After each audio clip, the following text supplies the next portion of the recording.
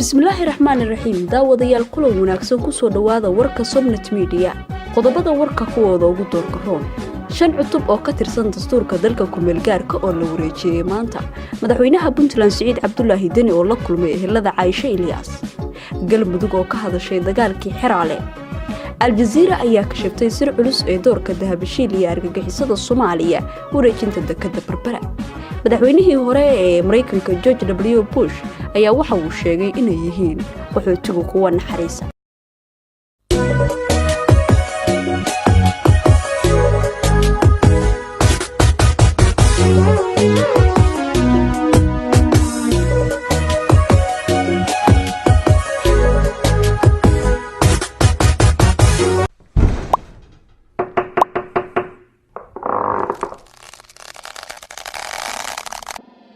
qodobada warka oo fidsan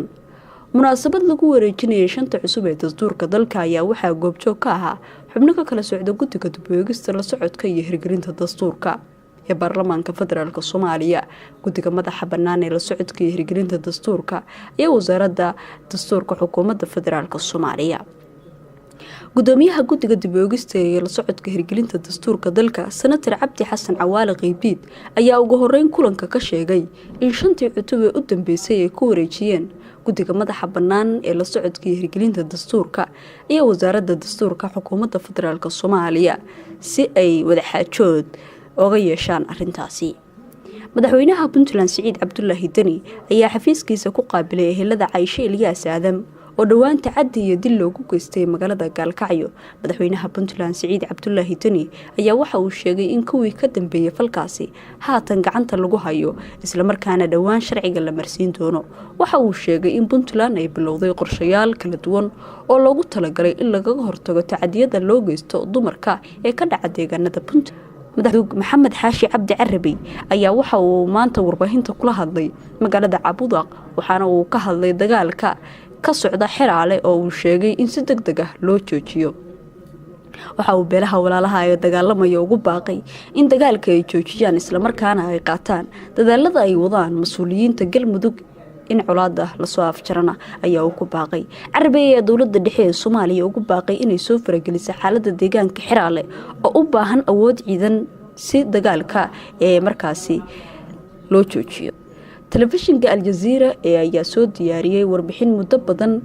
laga soo shaqeeyay oo ku saabsan dagaalka dekadaha ee ka socda geeska Afrika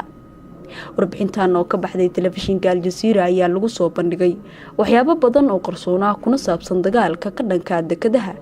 geeska Afrika ee u dhaxeeya dalalka Imaaraadka, Shiinaha, Turkiga iyo dawlado kale ee markaasi waaweyn Jazeera ayaa barnaamijkan ugu magac dartay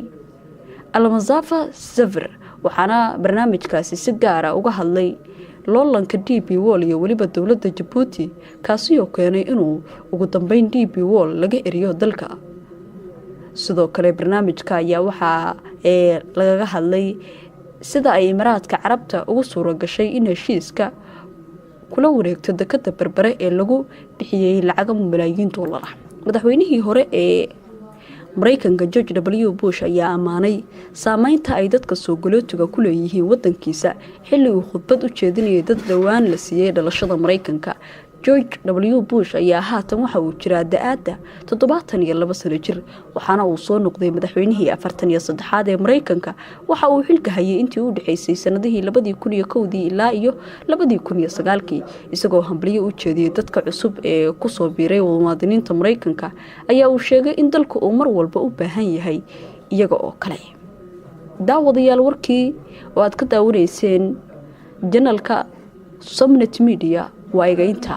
tan iyo kulan dambe xiiso leh